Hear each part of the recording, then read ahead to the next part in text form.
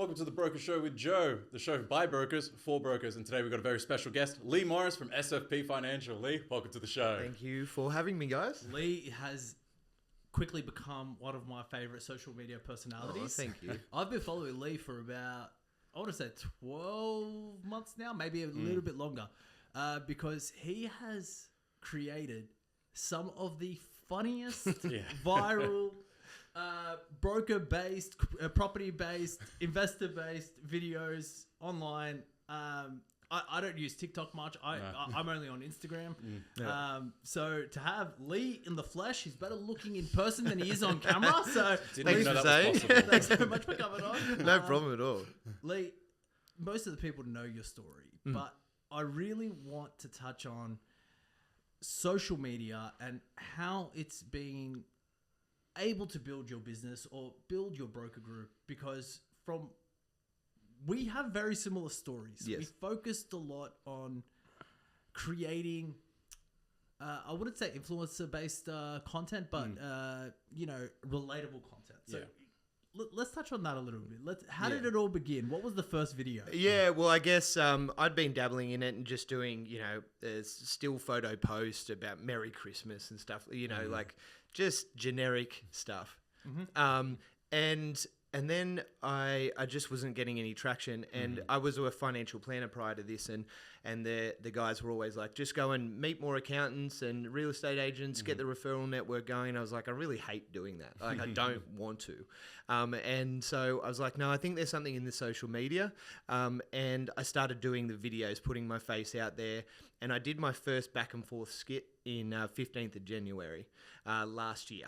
Yeah. And then and it got a few laughs from my friends and family and things like that. And it got actually maybe like 1,000 views. And I was like, whoa, not ready for that level of success. And then I just kept on doing, I promised myself one a week. And it just became a habit, just do one a week. And bit by bit, I watched, other people around the world do the skits back and forth. One of my friends, Trentos Freshmaker, he does a lot of comedy skits, and he does the same kind of thing, but it's not finance based. He taught me a lot, and I just kept on trying to learn that craft about getting the audio better, the hooks, the verbal hooks, visual hooks, thumbnails, getting a microphone, the speaker, the lighting, and everything like that. And I really fell in love with the process, and even down to the acting, like when to put a pause in there and how people turn their heads. And I've got to be all characters, so I'd put a stool and put the hat on it for the other character, so I could visualize me sitting in that other seat. That's brilliant. And this is all like, I'm in an office on my own, right? So if somebody opens the door, it's looking strange. It's looking weird. And I'm going to give you kudos, because it's so hard to do that as well, because I've tried it myself, and I was like, I can't visualize this. And then I was just going along like that, and it was like 1,000 views or so, and I just thought, I'm not going to give up until I get 1 million views, no matter what happens. It's just, and it came in, I think, like mid-May that same year. And it just took off. It's still to date my biggest video, and it went viral. Like every time I'd wake up in the morning over the next 3 days, it'd be another 500,000 views. And it was like, you going from nothing to that. That's crazy. And I wasn't ready for it, and I got really sick from the stress because there's all of these people coming in. My meetings just became from a few meetings a week to like 15, like just booked out. And then there came the hate as well, which, we're all probably familiar with now. And I wasn't ready for it. And I got really sick, like tonsillitis or something. And just as that was happening, I was reading all this stuff about, you've got to put another video within 48 hours or you lose that traction. So while I was sick, I put out another video. And that became semi-viral. I think it went up to like 500,000 views, but it was my most hated still to date video. Really? Wow. And so then I got really down on myself because, it was like, I made it. It was a bit one of those videos like, I own 37 properties in 7 trusts and I pay no tax kind of thing, which of course there's going to be a lot of people that don't like that. But I was trying, with any of my videos, I talk about a strategy or a tax or whatever it might be, and then I turn it up to 11 to kind of really hammer home the point. Yeah. Now, some people that gets lost on, you know, like I just did a video about $4 million in an offset account paying down the loan. That's not an everyday thing, but it can be done with 50K, right? But then 50K, nobody watches it. So you start off with the big one, explain the strategy, but use big numbers because people like big numbers. Yeah. And then, so everybody kind of hated on me for that. And then I thought, no, that's it. This isn't for me. Not doing any more content. 1 week went by. I didn't die. Nothing bad happened. And then another week went by and I'm like, kind of like that feeling, having a few good videos, and then I was back. And then I've just kept on doing them ever since then. So you get to, it's just ever evolving, right? You learn, you make a mistake or you learn about something, just, you know, whether it be editing or how to respond to people or not respond to people, and how to generate leads from it or inquiries. And it's just ever evolving, but I love it now. Yeah. I think the hardest part, because I think a lot of brokers want to do the same thing, right? They want to make content, they want to be viral, and they want to get leads for that. But that's the hardest part, isn't it? Actually transitioning virality into leads. Yeah. How did you do that, if you want to share? So, well, it's interesting you say, because I've only just learnt how to do it maybe in the last 6 weeks. After all that. So remember, I started 15th of July and I've had, you know, there's 55,000 followers on Instagram alone and millions of views and not that many leads up to that point, because I never tried to push it. Like, I'd make a video, I'd never plug my business, I'd never say book in a meeting. The only link, it says up in the bio that I'm top dog at SFP Financial. But if you don't click on that, you don't even know that I'm a mortgage broker. Right. Then you went to the business page, but my business page was generic. Yeah, just had the usual stuff. And so only just recently I've had, you know, a new staff member come on board who's an absolute legend, and he and I together have been able to figure out that if we put, you know, educational content, good quality stuff on the SFP Financial, a lot more of my face, because what people have already been seeing Financial Leigh. Yeah. So then they get pushed on their algorithm, me again, and they're like, hold on, that's the funny guy. I hope. But there he is being more serious or talking with authority about a subject. They open that up. Okay, I liked him. I think he's funny. I like what he's saying. Now book a meeting. And that was a big change, because I think I just did one about the hokey pokey. That was my favorite one. Because sorry, I had to cut you off, but just the way that you were singing and you do the hokey, and I was pissing myself laughing. I was like, this is brilliant. And it's so funny you say that, because the moment you posted that, SFP Financial showed up. Yeah. And that was by design. And it was the explainer video. Yeah. And I saw it, and I don't think I was following SFP Financial previously, but obviously I'm going to follow it now. Yeah. Because that's where, okay, we've done the fun. Let's hammer in the education. I love that. Go into that one, please. Yeah, and so, I mean, well, just to finish off that bit with the lead generation, it's when somebody likes you, I think, if you can be humorous, because first of all, social media, people don't come on there to get taught a lesson. No. They come on there for entertainment. Yeah. So you got to entertain them first. Then if they learn something along the way, they like the person that taught them something, right? They actually feel a bit of endorphins because maybe they've laughed. Yeah. Then you're showing authority on a certain subject. They know exactly who you are. This is enough credibility now to book a meeting. And that's exactly what we found over the last few weeks. It has been like 15, 17, 18 meetings every week, because we've finally tied the two together. Yeah. That now we make video on Financial Leigh. We'll have another one coming out soon on the way that the government doesn't allow income splitting. Right.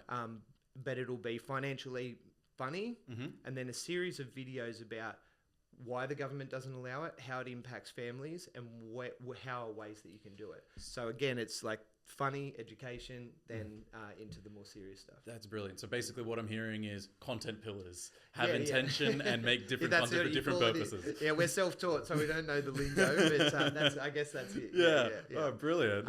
I focused in just on that. I focused in on a lot of content pillars, but if you remember, Michael, how many times I used to drill these into your head. I was like, Instagram stories for this. We're going to post about these things, and we'll only do reels for this sort of stuff, because people aren't flicking through reels to I'm not going to say always, but people still like the educational, but people flick through reels to get that hit of dopamine. Yeah. And when they recognize your face, they go, "Oh, I want to watch this." Yeah, that's right. Instantly, because that's where they get that little intrinsic feeling, and that's when they go on your profile page and everything. Yeah. I love that you said pillars, because if you recall, like I was like, this Just Finance. I just want Just Finance to be Instagram story, because not everyone's going to be sitting there on your posts going, okay, yeah, it's another real estate agent saying sold. Like that's what my Just Finance concept was. Yeah. And then the testimonials as well. Okay, it's all well and good to post a square picture of a testimonial.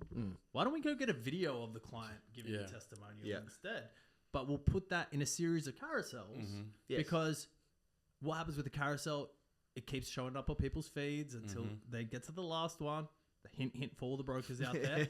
But if you do it like that, what ends up happening is your reel is not dependent on viewership. Instagram actually loves it when you post carousels as well. Yeah. And then if you do it that way, people are going to end up seeing every single testimonial, and you become a trusted source. Yeah. I don't know if that's something that you do, but that's something. Yeah. That Well, I I mean, we're just, again, we're learning as we go. And as we spoke about prior, Instagram's always changing. TikTok's always changing. And people are always changing. They get so much of a certain thing, the over-edited. Then they want to go down to the really low quality, talk to camera, nice and slow.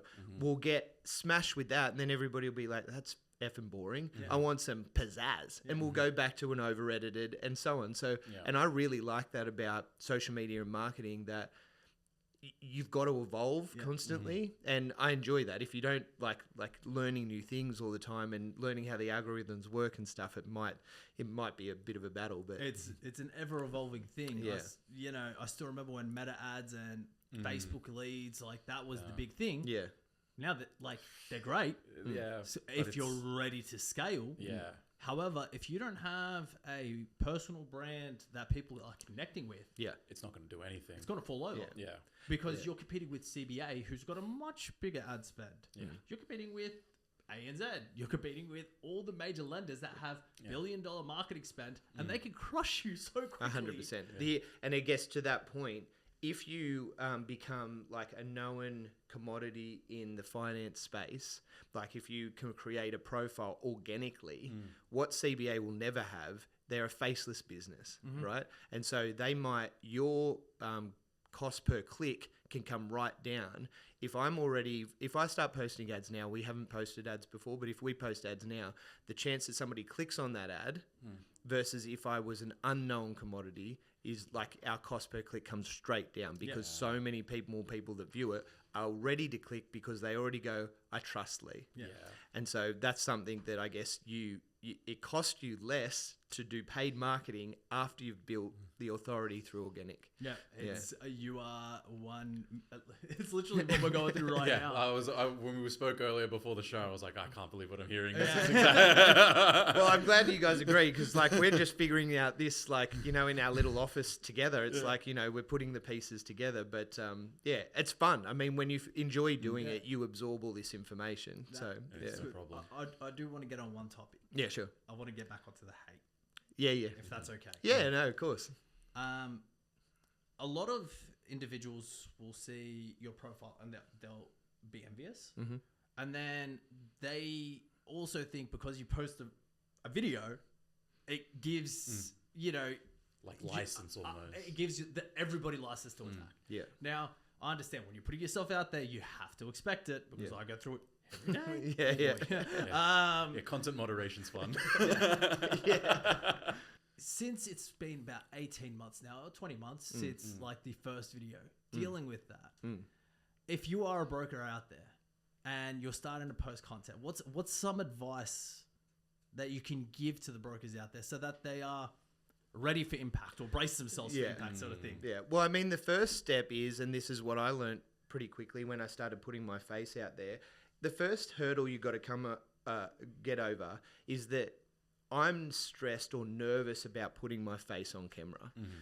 But the thing is, if you've been scrolling Instagram for 15 years now, and you've seen many faces, do you really do you care?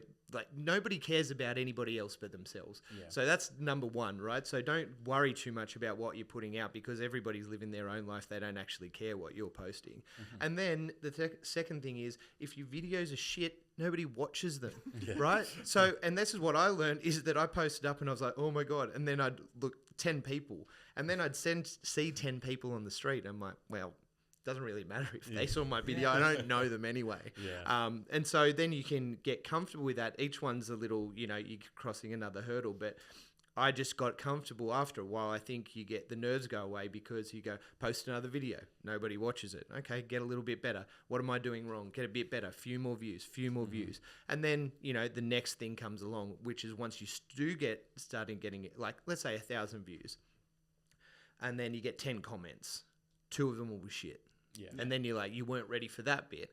But then, and I took that to heart to begin with, but then you have a look, first of all, at their profile. If they don't have their face on there, shut up. Yeah. Yeah. 100%. You don't get a say. Yeah. Because, Well, they've got a mute. like, how many followers you got? You got 10, Okay. right? You got no pictures put up, and you've got like some anime photo. I know who you are. Yeah. You're in your mum's Yeah. basement. Yeah. Right, so Yeah. just relax. And so I just like, when if that hate comes from somebody that I respect, that sucks. Yeah. Because I'm like, well, I thought you were, I really like your stuff, and now you've kind of said that I don't like yours, and coming from somebody that I looked up to, or I think is somebody that should be respected. But if you're going to hide behind a little profile and then have a go at me, it's like, who has the time to do it? Like, it just takes a I've never special understood somebody it, yeah. to just do that. And so I guess more and more so you got to think it's their problem, it's not yours, and they're just kind of venting. And then you got to also think, okay, well, there was only 2 of those. There was another 8 people that you just ignored that said, great job. Right? Or I love your stuff. Thank you so much, kind of thing. So it's reminding yourself, like, keep in mind the good things that are happening. Yeah, and it's hard. Yeah. We're all wired to go, we see one hateful and I still do it, but if you ignore it, you get over it quicker versus, you know what I'm going to do? I'm going to say something back. It just never ends well, right? No, yeah. What's the saying? When a pig wants to wrestle you, all that ends up happening is you both get dirty, and the pig enjoys it. Yeah, that's right. Yeah. I've You're never both heard covered that in saying. shit, I think is Yeah. He said it, not me. But it's I actually had one yesterday. Wrestle with a pig? No. Close. Somebody commented on one of my videos, and they said something. I just remember reading it, and I go, hold on a moment.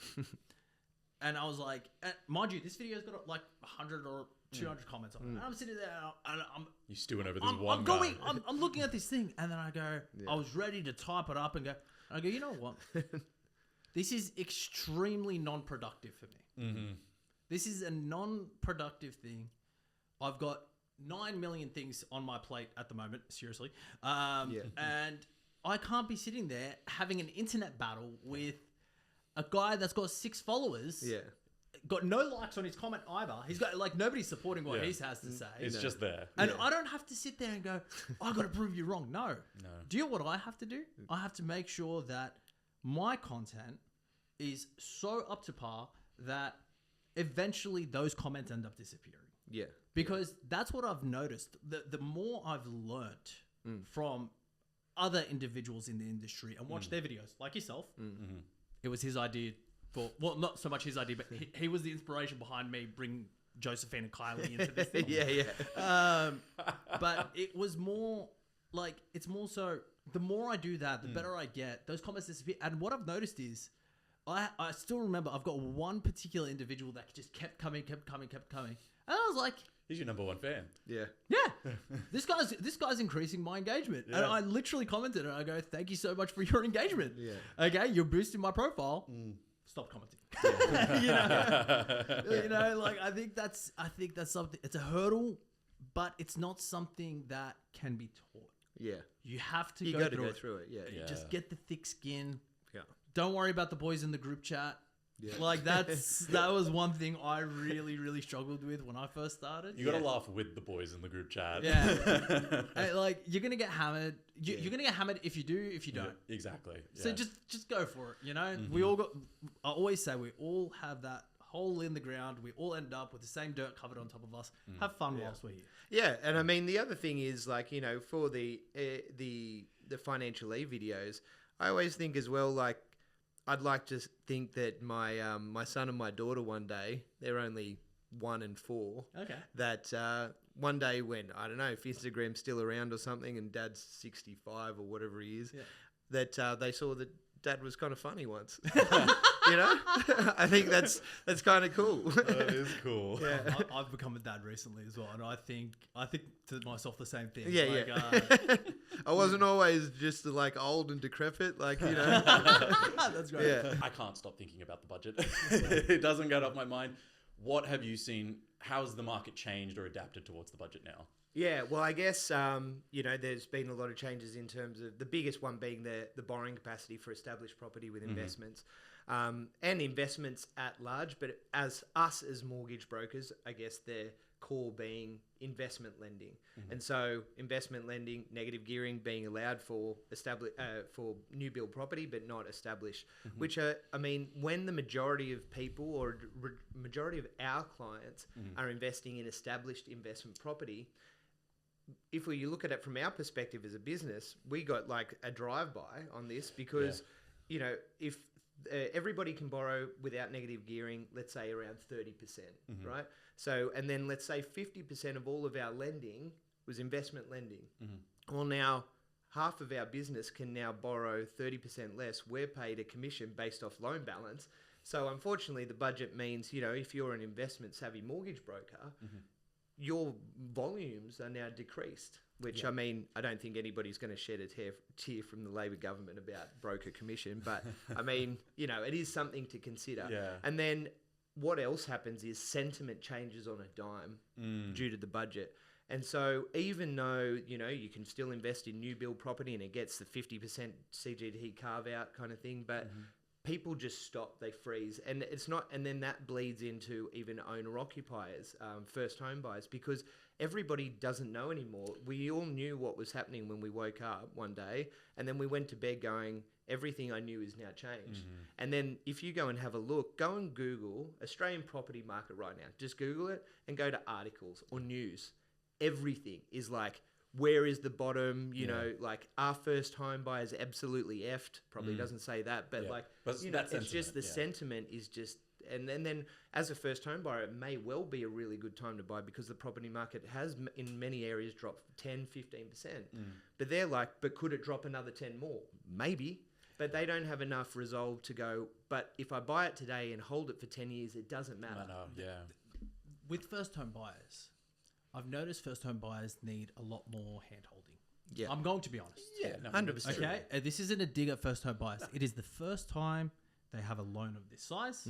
It is the first time they've had to put as much savings into one item as possible, unless they've invested in shares or something like that before. So first home buyers, I will never forget I had one in 2024. They called me up and they go, why do I have to pay a $15 title search fee on settlement? And I'll just never forget that phone call. I was like, with my investor clients, I never have to deal with something like this. But with a first home buyer, you do. Yeah. So they're a lot more cautious. Yeah. And the sentiment in the market right now is, okay, property prices are falling. So the first home buyer doesn't automatically think, yeah, I'm going to go snatch it up. Yeah. They think to themselves, oh, no, I don't want to catch a falling knife. I don't. This is a scary thing. I don't want to go near that. which is the wrong mindset in my opinion. And that's what they've been told in the media, though, as well. Literally that. Don't catch a falling knife. It's like, but so it has fallen. Yeah. Yeah. And so how long are you holding it for? Like, Correct. But so the reason why I wanted to bring this up, or I'm touching on this, is you said it best just a moment ago. Everything flipped in an instant. Everything changed. Market sentiment has changed. Everybody's kind of cautious, wait and see. I spoke to a lot of people at the MFAA awards last week, and they were coming to me for advice, and I'm like, oh, I'm okay, I'm this guy now. They were coming to me and they were like, so what's the strategy here? What's the end goal? And I go, well, you need to learn as a broker, you need to learn how to pivot, and you need to learn how to. And you said this to me best on the phone a couple of weeks ago. You need to be able to reinstill that confidence in those first home buyers. Could you take us through one of your strategy sessions? Because we've had this conversation off the air. I really want people to hear this. This was very valuable to me. Yeah. Well, I mean, with first home buyers, like you said, they need a lot of hand holding, and I tell them that. I'm like, you're going to need somebody to hold your hand, or we hold your hand all the way up until you've got the keys in your hand, and then we'll be there every 6 months after that. So much so that every first home buyer, we set up a WhatsApp group with the team, the loan processor, credit analyst, my associate broker, and myself, and the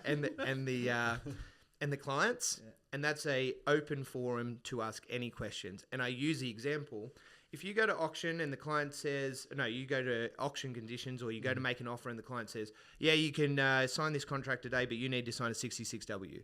They come to me and go, what the F is a 66W? And I use this example. I'm like, that means you're waiving your right to cooling off. This is why it increases your risk. Again, that might be one of the many questions that you're going to have along the way. So just chuck them all on there, and then I'll give you updates. We'll still do milestones across email, so you've got them in your inbox. But anything you want to know along the way, that's where it is. Of course, you can call us as well. But most people have got, a PAYG job. They're sitting in an office and they might go, oh, I've seen something on the news, or what about this interest rate, or anything like that. And so that's a way that I think you can bring down the nerves a lot. And then in terms of when should I buy, it's simply, talking about, well, my question back to you is, how long are you going to be there? Because, and then they might say 10 years. I go, so do you believe the property market will be worth more or less in 10 years' time? That's their question to answer, right? And whatever they come back to me with tells me enough to know, well, now I can direct you in a certain way. Because if they go, well, I don't know. Okay, we've got a little bit more talking to do. How much do you pay in rent versus how much is your mortgage going to be? So what is the next step after that? Is this your forever home, a stepping stone home, things like that? But most people usually say, I believe it'll be worth more. I'm like, right, well, if the $1 million property is now worth $950 and you believe it's worth more in the future, why do you care if it goes to 900 in a year's time? You're in your house, you've got your young family there, you've got your car in the driveway, you're going to work, you get to hang up, your paintings on the wall. Yeah. Don't worry about it. Yeah. So this is a big thing, I think, and that's good. And it's also coming from somebody, again, that they trust, right? And you've got to build that trust, and that comes back to, being on social media, showing that you're there, you're educating people, and then that your team isn't just going to do the transaction and bounce. Yeah. And I love helping them, because a lot of first home buyers become the most sticky clients. After you help them out, they are forever thankful for it. And not only that, but they are the best referrers, because they're all going, they've got their first home, they bring everybody over, like, oh, it's a beautiful, you send them a nice settlement gift as well. And then they talk about you. And then, the next week it's, you're hearing from one of their friends, which I think is one of the best feelings when they come back and go, you did such a good job for my friend. Can you help us? Yeah. The group chats that I've been put into, hey, this is Joe, my broker, and sometimes it's the most impossible scenario as well. And I'm like, I don't want to let the person that referred me down, and I don't want to let the referral down as well. But it's just, it is one of the best feelings in the world, knowing that you did that good of a job. Yeah. That these people are coming back to you over and over and over again. Yeah. It's truly an amazing, that is one of the best feelings when you get that sort of person, and it's cheapest. It's cheapest form of marketing to me. Yeah, well, it's a nice way to do business, right? It's by doing the right thing and giving quality service, you get more business, which makes you more money. Yeah. Awesome. Yeah, it's everybody wins. It's also, well, it maintains your reputation as well. Yeah. That's a big thing. Yeah. How are you dealing with investor sentiment right now? Yeah, so it's been very mixed, and a lot of high net wealth clients obviously wanting. I've never had so many questions about new build property, right? Which is traditionally we've stayed away from it just because of my own personal biases. But there is, even before that, there would be clients that would come to me and go, "I want to buy a house and land package in Queensland for 1.5 million." And I'm like, "Oh, okay, well, you know what you want," kind of thing. And then we'd go through it and they go, "Okay, well, we can do the finances." Like, but I don't work with any new build buyers agents, so I'm not sure what you're going to do from here. So I can't refer you to anybody. That's all right. I find somebody, and a lot of the time you got to bite your tongue, but it's like I see the setup from the new build buyers agents and how much they can get into trouble. I'm sure we've all seen it, the valuations that come in at settlement, and if the buyers agent has clipped the ticket on the way. So it's just a bit of a minefield, and now we're getting even more inquiries because the government has funneled everybody into new build through the tax incentives. So you've got to field more and more of those questions. I don't be biased in my meetings anyway, as much as possible. I try and leave it out. I just go through, on all of my meetings, I do a video meeting. I just share a Word document and I type it out as we go. Established property, positives, negatives, and go on in day one, in 5 years from now, in the future, and then do the same again for established. And even going down to like stamp duty, you get a stamp duty, reduction because you're only paying for the land.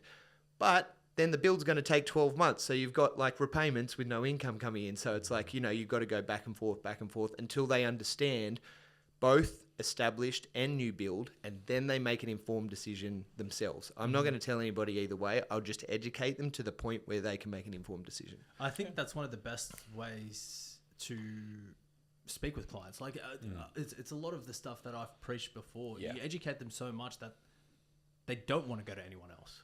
Because then they have to start the process all over again. Yeah. Why would, and this is what I always say to brokers, how do I compete with other people? Be the best version of yourself. Educate, bring people in from your network, and make sure that you're able to instill that confidence where they have no choice but to use you as their broker, as opposed to using someone else. Yeah. But also your approach doesn't sound salesy. You're not pushing someone a direction. You're giving them the information to let them make a decision. Well, there's no remuneration benefit for me either way. So there's no incentive either way. You can remain unbiased. Yeah. The only bias that I will have is I'd rather do a loan than a house in construction, but I'll leave that. Right? I do want to go into that a little bit, just with the whole investor sentiment and, all the new build stuff. We're seeing a lot less construction happening in the market right now. Yeah. And I don't think anybody was anticipating this. Yeah. They weren't anticipating, the budget's going to come out and, people are going to build less homes. Like they did predict 35,000 less over. Anyway, I'm trying not to be political, guys. But are we seeing? There's two questions I want to ask here. Jack Henderson brought it up on one of his podcasts, and he basically said, "Well, if I buy a new property." And I get the CGT and I get the negative gearing. But when I go to sell it, the person that's buying it doesn't get the CGT, they don't get the negative gearing. And then how do we navigate around that? And my honest answer is, well, to be honest, the difference is instead of selling the property within 11 years, you sell it in 16. That's one thing I found. Yeah. But the other thing that I found was you're selling to somebody that's using this as an owner-occupied property more than likely. So how do you navigate if you get hit with a question like that? Yeah, well, I mean, the thing is, if these new build properties are going to be slowing down, everybody knows, the government knows it as well. Supply is the biggest issue. Yeah. Like they admit it, everybody knows it. So if supply is the biggest issue and supply is slowing down, and population growth is continuing, or comes back to around around 250,000 a year once they plateau out. Yeah. Then the other piece of data that I looked into was people per home is reducing. That's the other. So you can say there's 2.5 people per home, right? And so if that reduces, because I think it was going down towards 2.1, so more people are becoming separated, living alone, or not living as a bigger family, then there's the same amount of houses or less being built. This is what causes the issue. And so when there's limited supply, I guess from an investor standpoint, is there a case to be made for the new builds in not those, bumfuck nowhere I know what you're places, saying, that are just like, big slices of land where you can buy this 300 square meter block that, the roofs are touching, and then right next to that is a farm. Yeah. For another slab of those kind of like infill areas where there's going to be a supply issue constraint for an ongoing period of time, then the owner occupiers are eventually going to drift into these as well. It's a long-term play, and you're always relying on the fact that supply will be constrained and population growth will continue. Yeah. So it's more of a gamble versus a blue chip established property which already has demand. Yeah. It's such a weird thing for me to watch the pivots constantly. Especially I did some data search the other day, and I think we've sold 51% less properties in New South Wales in the same time period as what we did last year. Yeah. That's not a small number. What's going to happen with stamp duty revenue and everything? And then I'm starting to feel a little bit more positive sentiment coming back. Yeah, it won't last. The negativity, I mean. Yeah, it will. It'll come back when the next bit of news comes out. What I mean by that is I'm starting to see people get a little bit hopeful again. We won't have the rapid property prices increasing or like we did in the last couple of years. Because the last couple of years, I was watching, I was like, oh, this is getting out of hand. Yeah. I've even come out and said, I don't mind that they've changed the negative gearing in established properties and stuff. But I do want to touch a little bit on business now. Yeah. You have built, I want to say, a very recognizable brokerage, a very well-known brokerage. Sure. But you've said to me off camera, your aspirations are not to be, the biggest brokerage in Australia because you've got other things that you enjoy. Yeah, heaps. You're not like me. You're not obsessed with the spreadsheets all the time. No, definitely not. I don't check them. I check them less than what I should. For sure. Yeah. A lot of people aren't coming into the broker market now because they are worried they won't be able to build this massive $50 million business and sell it in the future, which that happens 1 in a billion times. Yeah. Explain your future goals with SFP Financial. Yeah, well, what you guys want to do. I guess SFP Financial is a mortgage broking business, and we have another business, End Only, which is a creative agency that focuses a lot of its time on property developers. So property developers that are bringing big projects to life. They want to know, what should we call it? How should we make it feel? Should it have a beach, or should it have, more of a, a rural theme and stuff like that? And then we do all of the video, the collateral, put it all together kind of thing. And so these are two, what I would say are both lifestyle businesses that generate good income. They have a small amount of staff. They pay us a wage, and we do not need to do any more than 40 hours a week work. Explain lifestyle business. So a lifestyle business, I guess you would say, is a business that doesn't, it has, systems, process, and might have one layer of management or something like that. Let's call it 10 staff, maybe 15 staff as a max. And the deal is that you've created a business that supports your lifestyle while not sucking too much of your time. So you can go and do anything, your hobbies, your passions, start another business, go and travel, things like that. And the business can run, at a higher stage of a lifestyle business, it can run without you most of the time, but it probably still needs your involvement week to week at some stage. Whereas a business that you build for scale is what you see everywhere on social media. It's like, I sold for a 50 times multiple. I want to sell, I want an exit at $100 million. But what that requires is the exact opposite of lifestyle. You have no lifestyle. All revenue goes back into the business. You're just building this beast. You're building this beast for an exit that might come in 5 to 10 years time. I'm a dad of 2.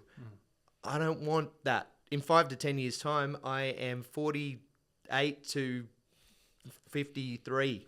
Yeah. Yep. No. Yeah. So that was done deliberately because, like we have a lot of other interests in our life. I like creating business as well. We have a lot of ideas for a lot of other businesses that we'd like to get started with, ranging from... Don't look at me. Yeah. I feel seen. Well, like these range like in any one day from having a pizza shop to having a car detailing business to having a marketing agency. Like and I want to have the time and the money to explore them. If they go nowhere, fine. But it's about creating versus just... Would I be happy if I settled another $100 million loan, $200 million loan? No. Like, what am I going to get? A better car, a better house? I don't care for those things. Yeah. So it's of no interest for me. I want to enjoy my time while I work. I want to be creative and have fun, and I want to spend time with my family, friends, have enough time for myself, my fitness, and not be a slave to my business. Would your advice be to brokers entering the industry, understand what the end goal is in mind first? Yeah.